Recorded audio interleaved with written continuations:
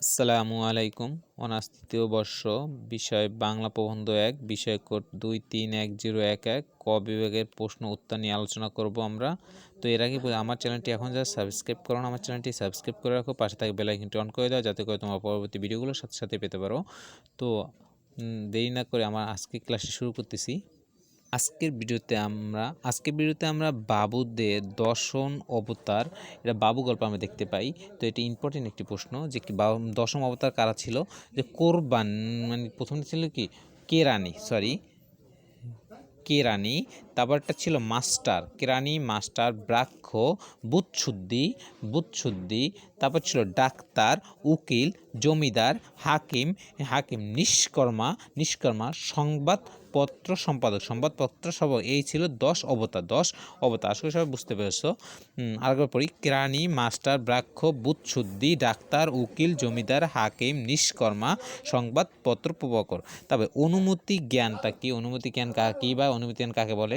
যে অনুমতি জ্ঞান হচ্ছে পূর্বের অভিজ্ঞতার আলোকে মনে রাখতে হবে, পূর্বের অভিজ্ঞতার আলোকে বর্তমানে অনুমান নিশ্চিত করা জ্ঞান। এটা কি? অনুমিতি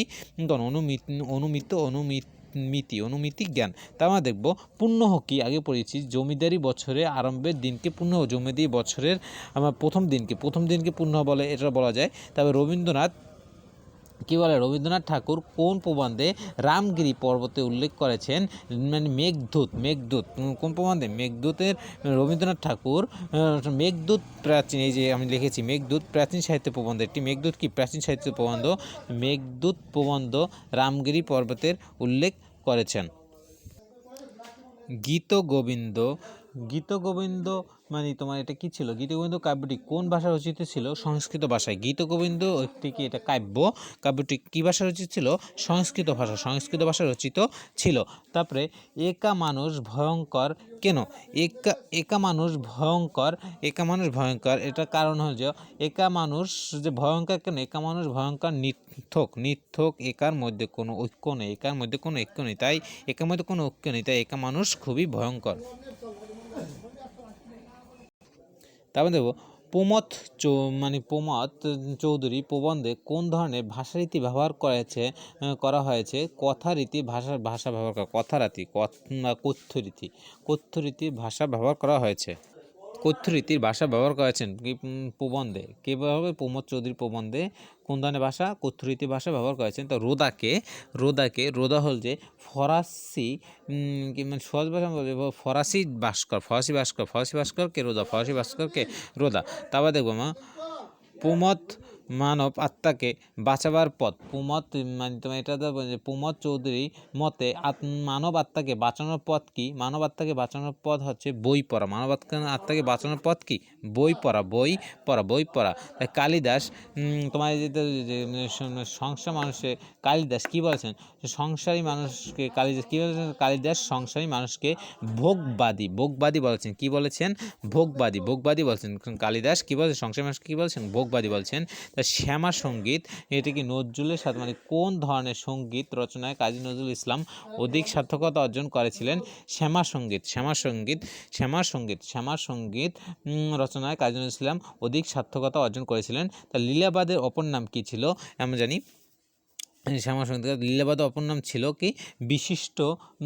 বিশিষ্ট দৈত্য দানব, দৈত্যবাদ বা অদৈত্যবাদ। যে লীলাবাদের অপর নাম ছিল বিশিষ্ট দৈত্যবাদ বা অদৈত্যবাদ। তারপর দেখব বিদ্যা জল বা দুগ্ধ নহে, যে উপরে ঢালিলে নিচে শশিবে। মানে বিদ্যা জল বা দুগ্ধ নহে, যে উপরে ঢালিলে নিচে শশিবে। এটা দ্বারা কি বুঝেছি? যে উক্তিটি কোন প্রবন্ধে অন্তর্গত? উক্তিটি বঙ্গদর্শন পত্র প্রবন্ধে অন্তর্গত। বাংলা স্কুল বলা হয় কাকে? বঙ্কিমচন্দ্র চট্টোপাধ্যায় বাংলা স্কুল বলা হয়। তা গীতিকাব্য মানে প্রধান উদ্দেশ্য কি? গীত হয় গীতকাব্যের প্রধান উদ্দেশ্য। কেকাদনীতে কোন ঋতুর কথা শোনা যায়? কি? বর্ষা ঋতুর কথা বলা হয়েছে। তারপর মেঘদূত প্রবন্ধে কোন ছন্দে উল্লেখ আছে? মধ্যাক্রান্ত ছন্দে মেঘদূত প্রবন্ধে মধ্যাক্রান্ত ছন্দের উল্লেখ আছে। তা মানুষের প্রতি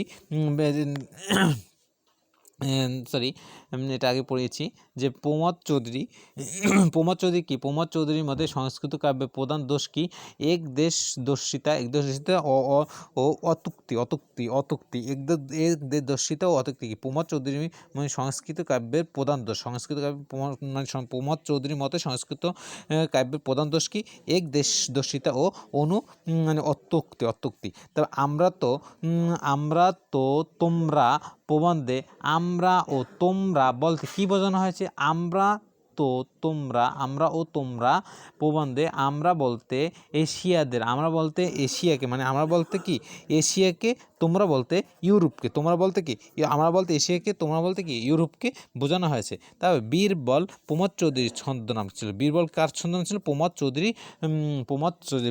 চৌধুরীর ছদ্মনাম ছিল। তাই প্রভাত নক্ষত্র আমরা জানি রাজা রামমোহন রায় কি ছিল?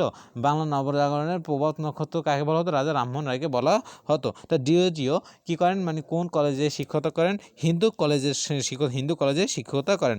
ব্যাপক অর্থে কাজী আব্দুল ওদুদ সাহিত্য ব্যক্তিত্বে যেটা বুঝেছে যে ব্যাপক অর্থে কাজী আব্দুল ওদুদ সাহিত্য বলতে কি বুঝিয়েছেন? ব্যাপক অর্থে কাজী আব্দুল ওদুদ সাহিত্য বলতে ব্যক্তিত্বের বাণীরূপ বুঝিয়েছেন, ব্যক্তিত্বের বাণীরূপ বুঝিয়েছেন। তো সবাইকে ধন্যবাদ। আজকে ভিডিওটি এই পর্যন্তই। তো এখন যে আমার চ্যানেলটি সাবস্ক্রাইব করো নাই, আমার চ্যানেলটি সাবস্ক্রাইব করে রাখো, পাশে থাকা বেল আইকনটি অন করে দাও, যাতে করে তোমার পরবর্তী ভিডিওগুলো সাথে সাথে পেতে পারো। সবাইকে ধন্যবাদ।